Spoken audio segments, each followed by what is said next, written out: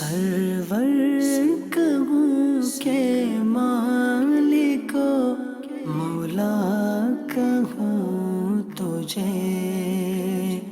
باغ خلیل کا گلے زیبا کہوں تجھے، باغ خلیل کا گلے زیبا کہوں تجھے۔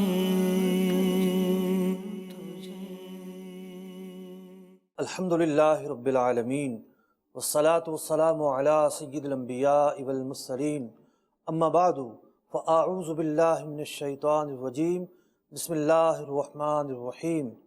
الصلاة والسلام علیک یا رسول اللہ وعلی آلک واصحابک یا حبیب اللہ، الصلاة والسلام علیک یا نبی اللہ وعلی آلک واصحابک یا نور اللہ۔ محترم ناظرین کرام، الحمدللہ رب العالمین، آج 12 ربیع الاول کی رات ہے۔ یہ کیا ہی مبارک گھڑیاں ہیں۔ آج کی رات سہانی رات ہے۔ آج کی رات وہ رات ہے کہ حضرت سیدتنا آمینہ رضی اللہ تعالیٰ عنہ کے گھر میں پیارے آقا علیہ الصلوۃ والسلام کی ولادت ہوتی ہے۔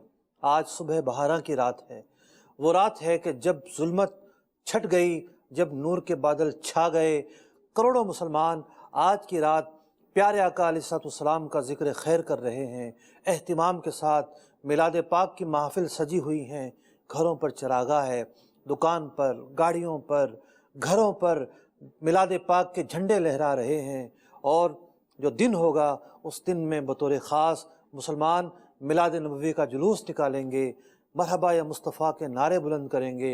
آئیے سنتے ہیں کہ امام بوصیری رحمۃ اللہ تعالیٰ علیہ پیارے آقا علیہ الصلوۃ والسلام کی شان میں کیا ارشاد فرما رہے ہیں۔ امام بوصیری رحمۃ اللہ تعالیٰ علیہ عرض کرتے ہیں، محمد زینت الدنیا و بہجتها، رسول اکرم علیہ الصلوۃ والسلام اس دنیا کی زینت ہیں اور اس دنیا کا حسن ہے۔ اور اگر دوسرے الفاظ سے ترجمہ کیا جائے، ایک دوسرے احتمال سے، تو معنی یہ بنے گا کہ حضور علیہ الصلوۃ والسلام وہ ذات ہیں، وہ ہستی ہیں کہ آپ نے اس دنیا کو زینت بخشی ہے، اس دنیا کو حسن بخشا ہے۔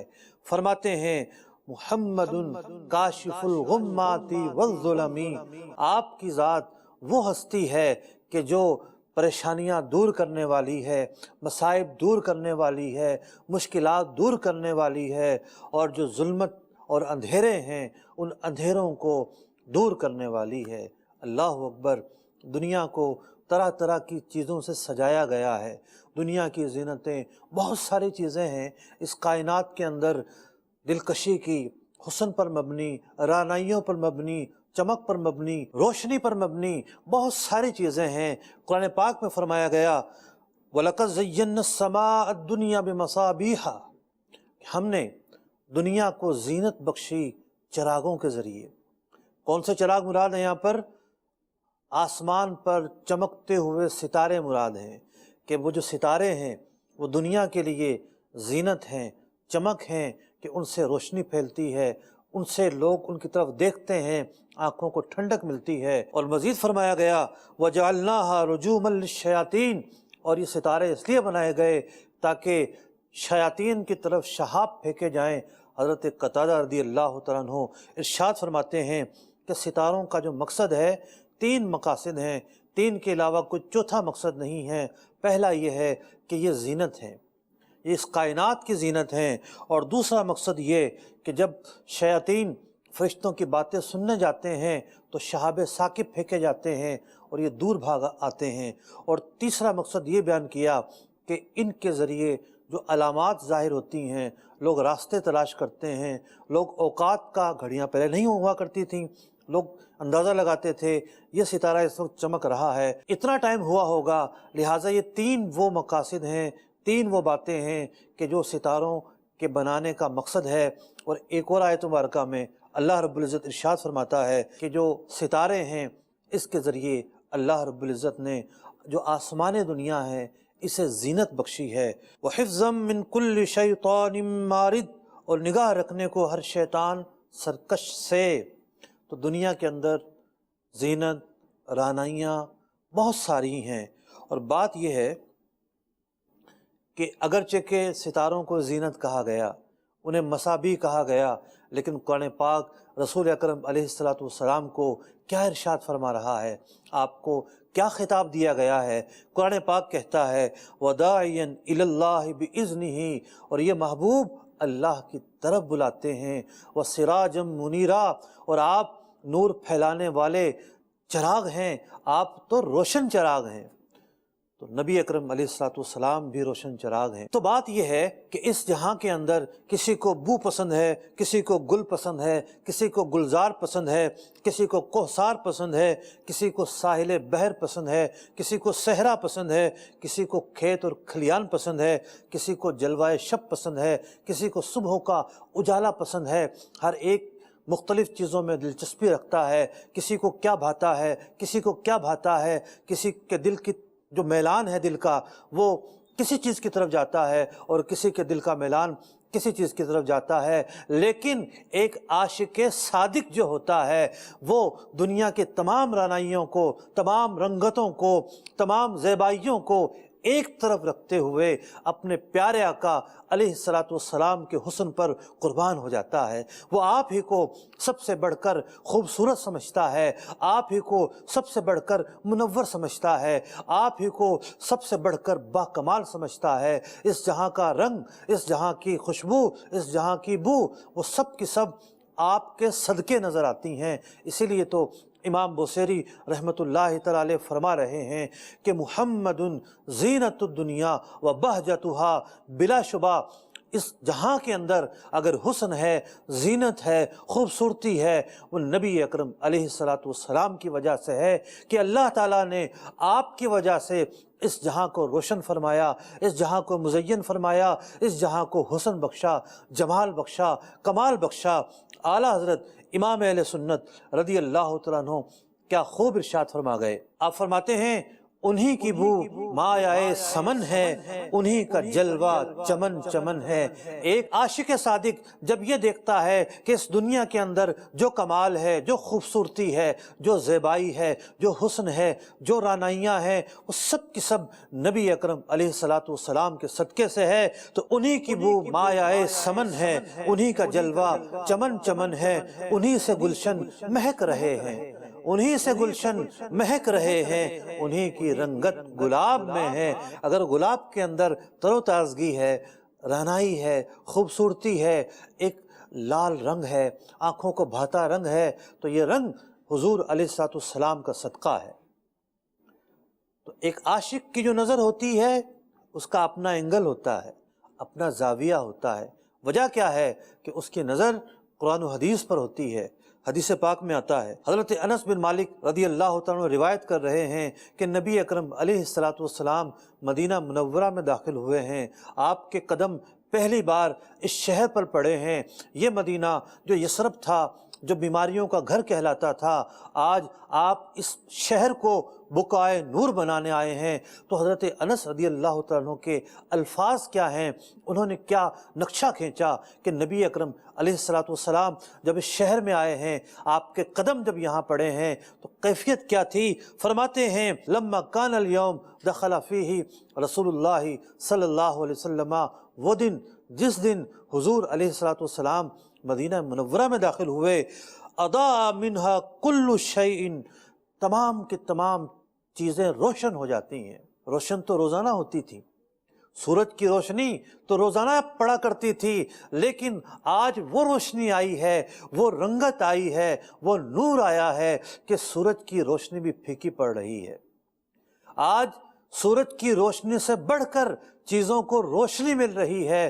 فرمایا اضاء منہا کل شیء، ہر چیز مدینہ منورہ کی اس دن روشن ہو جاتی ہے۔ اور نبی اکرم علیہ الصلوۃ والسلام کی آمد پر جب بچیوں نے آپ کی شان میں قصیدہ پڑھا تو کون سے لفظ کا انتخاب کیا، کون سے لفظ سے پیارے آقا علیہ الصلوۃ والسلام کی مدح اور سرائی کی کہ طلع البدر علینا، کون آیا ہے آج؟ وہ ہستی آئی ہیں کہ جو چاند سے زیادہ چمکنے والی ہیں، چاند سے زیادہ خوبصورت ہیں، چاند سے زیادہ روشن ہیں۔ طلع البدر علینا من ثنیات الوداع وجب الشکر علینا ما دعا للہ دا ایہا المبعوث فینا جئت بالامر المطاع۔ تو نبی اکرم علیہ الصلوۃ والسلام کی خوبصورتی، آپ کا نور، آپ کا اس جہاں کو منور کرنا، آپ کے آنے کے بعد نور روشن ہونا، نور پھیلنا، بہت ساری روایات کے اندر ہے۔ امام واقدی رحمۃ اللہ تعالیٰ علیہ کے شاگرد ابن سعد روایت کرتے ہیں کہ جس گھڑی رسول اکرم علیہ الصلوۃ والسلام دنیا میں تشریف لاتے ہیں، آپ کی ولادت باسعادت ہوتی ہے، تو منظر کیا تھا؟ حضرت آمینہ رضی اللہ تعالیٰ عنہ بیان کرتی ہیں کہ جب نبی اکرم علیہ الصلوۃ والسلام کی ولادت ہونے لگتی ہے، خرج معہ نور، تو ایک نور نکلتا ہے، اضاء ما لہ بین المشرق والمغرب، اور اس نور سے مشرق اور مغرب روشن ہو جاتے ہیں، وہ نور پوری کائنات میں پھیل جاتا ہے۔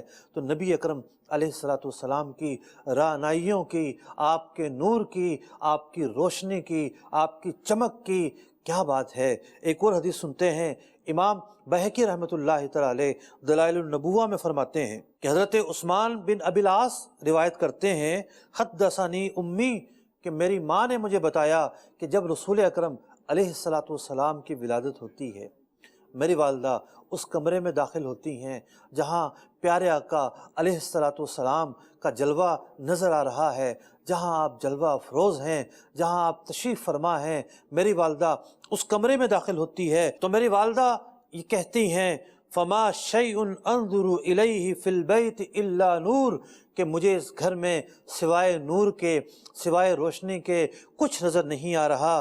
وانی لانظر الی النجوم، جب میں ستاروں کی طرف دیکھتی ہوں، تدنو حتی انی لاقول لیقعن علی، تو ستارے اتنے نزدیک آ چکے ہیں کہ گویا کہ وہ گر پڑیں گے۔ ستارے بھی جھوم رہے ہیں، ان کا بھی ایک الگ انداز ہے، ان کے نور پھیلانے کا، روشنی پھیلانے کا آج الگ ہی انداز ہے۔ اور امام احمد، امام طبرانی، امام حاکم، امام بہقی اپنی کتب میں ایک روایت کو نقل کرتے ہیں کہ نبی اکرم علیہ الصلوۃ والسلام جب دنیا میں تشریف لاتے ہیں، ہینا ودعتہ، آپ کی والدہ جب آپ کو جنتی ہیں تو پھر ایک نور پھیلتا ہے، اور اس نور سے جو ملک شام کے محلات تھے وہ محلات روشن ہو جاتے ہیں۔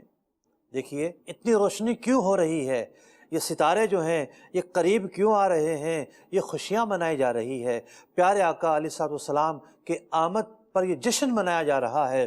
آج کی جو گھڑیاں ہیں، آج کا جو سہانا وقت ہے، اس وقت کے کیا کہنے ہیں۔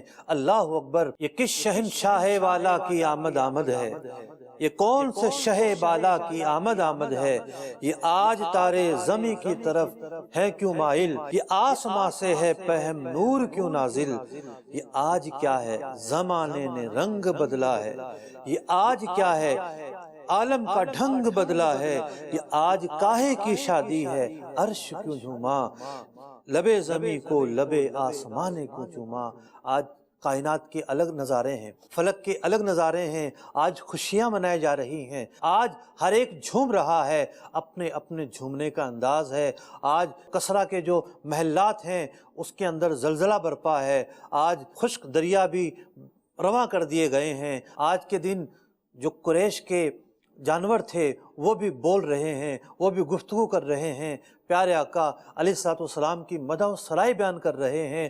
آج کے دن خوشیوں کی معراج ہے، آج وہ گھڑیاں ہیں کہ جس گھڑیوں کا انتظار ہوتا رہا، وہ گھڑیاں ہیں کہ جس کی خبر دی جاتی رہی، اس خطے میں، اس جہاں میں نبی اکرم علیہ الصلوۃ والسلام کی ولادت ہوگی۔ وہ علامات ظاہر ہونا شروع ہو گئی تھیں، لوگوں نے آپ کا تذکرہ سن کر اپنے بچوں کے نام محمد رکھنا شروع کر دیے تھے۔ آپ کی ولادت سے تھوڑا پہلے لوگوں نے یہ نام کبھی نہ رکھا تھا، لیکن جب وہ علامتیں ظاہر ہونا شروع ہوئیں، اپنے بچوں کے نام بھی محمد رکھنا شروع کر دیے۔ اور مورخین نے لکھا کہ 6 بچوں کے نام، یہ 7، بعض نے 14 بھی لکھے ہیں کہ ان کا نام محمد رکھا گیا۔ تو بڑی خوشیوں کی رات ہے، بڑی مبارک گھڑیاں ہیں۔ بات یہ چل رہی تھی کہ نبی اکرم علیہ الصلوۃ والسلام کے آنے سے اس جہاں کے اندر نور پھیلا ہے، یہ جہاں منور ہوا ہے، اس جہاں کو حسن ملا ہے، کمال ملا ہے، خوبصورتی ملی ہے۔ اب دیکھتے ہیں کہ اللہ رب العزت نے حضور علیہ الصلوۃ والسلام کی آمد کا جب تذکرہ کیا تو آپ علیہ الصلوۃ والسلام کی کس صفت کو بیان فرمایا؟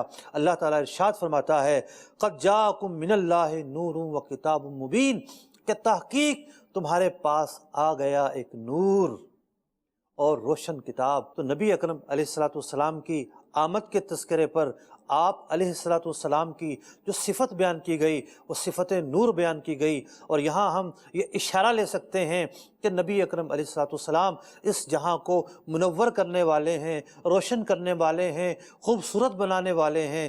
اسی لیے تو امام بوصیری رحمۃ اللہ تعالی علیہ ارشاد فرما رہے ہیں کہ محمد زینت الدنیا و بہجتها، حضور ہی وہ ذات ہیں کہ جس نے اس دنیا کو مزین کیا، زینت بخشی اور اس دنیا کو حسن بخشا۔ اور ایک دن حضرت عباس رضی اللہ تعالیٰ عنہ بارگاہ رسالت میں حاضر ہوتے ہیں، عرض گزار ہوتے ہیں یا رسول اللہ صلی اللہ علیہ وسلم اجازت دیجئے، آپ کی نعت پیش کرنا چاہتا ہوں۔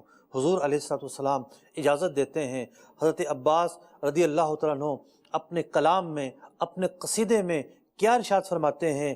عرض کرتے ہیں وَأَنْتَ لَمَّا وُلِدْتَ، یا رسول اللہ صلی اللہ علیہ وسلم جب آپ کی ولادت ہوئی، جب آپ اس دنیا میں تشریف لائے، اشرقت الارض، یہ دنیا، یہ زمین روشن ہو گئی، وضاءت بنورک الافق، اور زمین ہی نہیں افق بھی، آسمان بھی آپ کے نور سے روشن ہو گیا، اور اس پورے جہاں کے اندر نور چھا گیا۔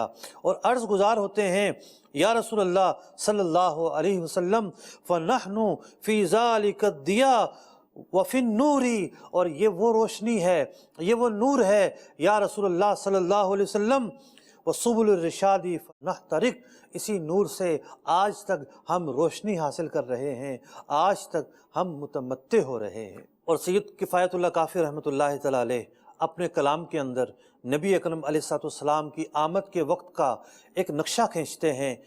ارشاد فرماتے ہیں جس کے باعث ہوئے جہاں روشن، جس کے باعث ہوئے جہاں روشن، اور خورشید و آسمان روشن، خوبی حسن مصطفی سے حسن خوبی کا گلستان روشن ہے، فروغ جمال احمد سے فخر ہستی کا تابداں روشن، شب اسرا میں ان کے قدموں سے ہو گیا گلشن جہاں روشن، ہے وہ شرائع شریعت نبوی جس سے ہے بزم انس و جاں روشن، نعت اوصاف مصطفیٰ میں رہے، نعت اوصاف مصطفیٰ میں رہے، یا الہی میری زباں روشن، بحر دیگر میں لکھ غزل کافی، بحر دیگر میں لکھ غزل کافی، ہوئے تا روح اور رواں روشن۔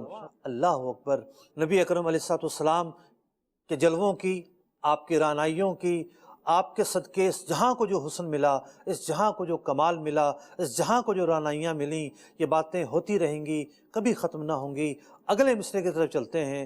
امام بوصیری رحمۃ اللہ تعالی علیہ اپنے اگلے مصرے میں یہ کہتے ہیں محمد کاشف الغمات والظلم، کاشف کہتے ہیں دور کرنے والے کو، غمات غمہ کی جمع ہے، اس کا مطلب ہے پریشانی، دشواری، مصیبت، اور ظلم ظلمہ کی جمع ہے، اور یہ نور کی ضد ہے، یعنی اندھیرے، کہ اندھیرے جہاں ہوتے ہیں وہاں لوگ بھٹک جایا کرتے ہیں، تو نبی اکرم علیہ الصلوۃ والسلام وہ ہستی ہیں، وہ ذات ہیں کہ جو پریشانیاں دور کرنے والی ہیں اور لوگوں کو غموں سے، مصیبتوں سے، بھٹک جانے سے نجات دینے والی ذات مصطفیٰ صلی اللہ علیہ وسلم ہے۔ قرآن مجید فرقان حمید میں اللہ رب العزت ارشاد فرما رہا ہے لَقَدْ جَاءَكُمْ رَسُولٌ مِّنْ أَنفُسِكُمْ عَزِيزٌ عَلَيْهِ مَا عَنِتُّمْ، اور تحقیق ایک رسول تمہارے پاس آئے، ان کی کیفیت کیا ہے کہ جن پر تمہارا مشقت میں پڑنا گرا گزرتا ہے، حریص علیکم، جو تمہارے متعلق بہت حریص ہیں، تمہارا بھلا چاہنے والے ہیں، بالمؤمنین رؤوف الرحیم، وہ مومنوں پر رؤوف ہیں، رحیم ہیں۔ تو رسول اکرم علیہ الصلوۃ والسلام غم دور کرنے والے کیوں نہ ہوئے جب وہ ہماری مصیبت جن پر گراں گزرتی ہو، ہماری پریشانی جن پر گراں گزرتی ہو، تو وہ غم دور کرنے والے ہیں۔ میں واقعات بیان کر رہا ہوں، احادیث بیان کرنے لگا ہوں، آپ کے ذہنوں میں اٹھنے والے شبہات اور وسوسے اللہ نے چاہا تو دور ہو جائیں گے۔ تو رسول اکرم علیہ الصلوۃ والسلام کاشف الغمات ہیں، فاعل الخیرات ہیں۔ اعلیٰ حضرت بارگاہ رسالت میں عرض کرتے ہیں مومن ہو مومنوں پہ رؤوف و رحیم ہو، مومن ہوں یا رسول اللہ، قرآن پاک نے تو آپ کو مومنوں پر رؤوف و رحیم ہونے کا خطاب عطا کیا ہے، تو میں بھی مومن ہوں، مجھ پر بھی لطف و کرم فرمائیے کہ مومن ہوں، مومنوں پر رؤوف و رحیم ہو، سائل ہوں، سائلوں کو خوشی لا نہر کی ہے۔ قرآن پاک میں فرمایا گیا وَأَمَّا السَّائِلَ فَلَا تَنْهَرْ، سائل کو آپ نہ جھڑکیے۔ اس رسول محبوب کی شان یہ ہے کہ سائل کو نہیں جھڑکتے، تو سائل ہوں، سائلوں کو خوشی لا نہر کی ہے، سائلوں کو یہ خوشی ہے، دل کے اندر یہ احساس ہے کہ اس بارگاہ سے کوئی لوٹایا ہی نہیں جاتا، کوئی واپس ہی نہیں کیا جاتا، تو سائل ہوں، سائلوں کو خوشی لا نہر کی ہے۔ مسلم شریف کی حدیث ہے، رسول اکرم علیہ السلام نے ارشاد فرمایا انا اولا بکل مؤمن من نفسہ، کہ میں کسی کی جان سے بھی زیادہ حقدار ہوں۔ ارشاد فرمایا من ترک مالا فلأہلہ، اگر کوئی وراثت چھوڑ کر جاتا ہے اس کے اہل خانہ کو ملے گی، اور اگر کوئی قرضہ چھوڑ کر جاتا ہے تو میں موجود ہوں، وہ مجھ سے آ کر قرضہ لے لے۔ بتائیے کاشف الغمات ہوئے یا نہ ہوئے؟ آپ کو یہ منظور نہیں کہ کوئی بار قرض تلے دبا ہوا دنیا سے رخصت ہو جائے اور آخرت میں اس کی گرفت ہو؟ فرمایا مجھ سے قرضہ لے، میں اس کا قرضہ ادا کروں گا۔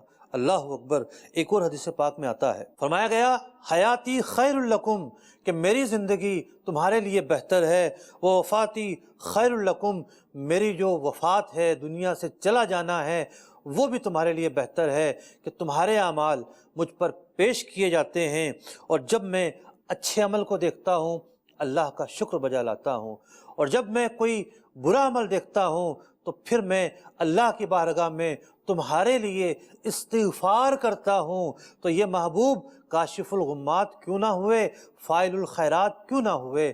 رسول اکرم علیہ السلام اپنے وصال فرما جانے کے بعد بھی ہماری مدد فرماتے ہیں، ہماری نصرت فرماتے ہیں، اللہ کی بارگاہ میں ہمارے لیے استغفار فرماتے ہیں۔ اور جب نبی اکرم جو مستجاب الدعوات ہوں اللہ کی بارگاہ میں دعا کریں، امتیوں کے متعلق بھلا چاہیں، تو بتائیے امتیوں کا پھر بھلا کیوں نہ ہوگا؟ امتیوں کی تقدیر کیوں نہ بدلے گی؟ امتیوں کو فائدہ کیوں کرنا پہنچے گا؟ اس بارگاہ سے ایمان بھی ملتا ہے، اس بارگاہ سے یقین بھی ملتا ہے، اس بارگاہ سے اسلام بھی ملتا ہے، اس بارگاہ سے دین بھی ملتا ہے، حافظہ بھی ملتا ہے، نعمتیں بھی ملتی ہیں، خیرات بھی ملتی ہیں، برکات بھی ملتی ہیں۔ وہ کیا چیز ہے جو اس بارگاہ سے نہیں ملتی؟ حضرت ابن عباس رضی اللہ تعالیٰ عنہ بیان کر رہے ہیں دمنی رسول اللہ صلی اللہ علیہ وسلم الی صدرہ، ایک دن حضور علیہ السلام نے مجھے سینے سے چمٹا لیا، سینے سے لگا لیا، اور یہ کہا اللہم علمہ الکتاب، اے اللہ اس کو کتاب کا علم عطا فرما، اللہم علمہ الکتاب، کتاب کا علم عطا فرما۔ اور کائنات نے یہ دیکھا، دنیا نے یہ دیکھا کہ یہ حبر الامہ کہلائے۔ صحابہ اکرام میں سب سے زیادہ قرآن کو جاننے والے کہلائے، آخر کچھ دے رہے تھے جب بھی سینے سے چمٹایا ہے، اگر صرف دعا کرنی ہوتی تو سینے سے کیوں چمٹایا جاتا؟ ایک اور روایت سنیے، حضرت جریر بن عبداللہ رضی اللہ تعالیٰ عنہ بیان فرماتے ہیں کہ ایک مرتبہ رسول اکرم علیہ السلام نے مجھے کہیں بھیجنے کا حکم دیا، میں بارگاہ رسالت میں حاضر ہو جاتا ہوں، یا رسول اللہ صلی اللہ علیہ وسلم آپ نے تو مجھے دشمن کے مقابلے میں بھیجنے کا حکم دیا ہے، لیکن یا رسول اللہ صلی اللہ علیہ وسلم جب میں گھوڑے پر بیٹھتا ہوں مجھ سے گھوڑے پر بیٹھا نہیں جاتا۔ رسول اکرم علیہ السلام ان کے سینے پر ہاتھ مارتے ہیں، یہ کہتے ہیں کہ اتنی شدت سے وہ ہاتھ میرے سینے پر پڑتا ہے کہ میں آپ کی مبارک انگلیوں کے نشان اپنے سینے پر پاتا ہوں۔ اور رسول اکرم علیہ السلام سے تو انہوں نے ایک چیز مانگی تھی، ایک سوال کیا تھا، لیکن لبھائے مصطفیٰ سے، پیارے آقا علیہ السلام کی زبان مبارکہ سے کیا ادا ہوتا ہے؟ آپ فرماتے ہیں اللہم ثبتہ واجعلہ ہادیا مہدیا، اے اللہ اسے ثابت قدم فرما۔ یعنی جو معاملہ تھا کہ گھوڑے پر بیٹھ نہیں پاتے تھے، بیٹھنے کی طاقت قوت عطا فرما، اور اے اللہ انہیں ہادی اور مہدی بنا دے، یہ ہدایت کریں اور ہدایت یافتہ رہیں، یہ مقام انہیں عطا فرما دے۔ تو نبی اکرم نور مجسم، رحمت دو عالم، فاعل خیرات، کاشف غمات صلی اللہ علیہ وسلم کی بارگاہ وہ بارگاہ ہے کہ امام بوصیری رحمت اللہ تعالیٰ علیہ ارشاد فرما رہے ہیں، محمد کاشف الغمات والظلم، آپ وہ ذات ہیں کہ جو مصیبتوں کو دور کرتے ہیں، آپ بھٹکے ہوئوں کو نجات دینے والے ہیں۔ محمد زینت الدنیا و بہجتها، محمد کاشف الغمات والظلم۔ اللہ تبارک و تعالیٰ کی بارگاہ میں دعا ہے کہ اللہ پاک رسول اکرم علیہ السلام کی مدح سرائی کرتے رہنے کی توفیق عطا فرمائے، اور یہ جو بڑی رات ہے، یہ جو مبارک رات ہے، رسول اکرم علیہ السلام کی ولادت کی رات ہے، آپ کی پیدائش کی رات ہے، اس رات کی برکتوں سے ہمیں مالا مال فرمائے۔ رسول اکرم علیہ السلام کی بعثت کا صدقہ، ان مبارک لمحات کا صدقہ، ان مبارک کیفیات کا صدقہ اللہ تبارک و تعالی ہمیں نجات عطا فرمائے، ہماری مغفرت فرمائے، دنیا اور آخرت کے خزانے ہمیں عطا فرمائے، دنیا اور آخرت کی بھلائیاں ہمیں عطا فرمائے، دنیا اور آخرت میں اللہ رب العزت سرخرو رکھے اور کامیاب رکھے۔ نبی اکرم علیہ السلام کا چرچا اسی طرح ہوتا رہے کہ دم میں جب تک دم ہے ذکر ان کا سناتے جائیں گے، آمین بجاہ نبی الامین صلی اللہ تعالی علیہ وسلم۔ مخلوق کو معلوم ہو کیا ان کی حقیقت، مخلوق کو معلوم ہو کیا ان کی حقیقت، رب عز و جل جانتا ہے شان محمد، رب عز و جل جانتا ہے شان محمد، رب عز و جل جانتا ہے شان محمد۔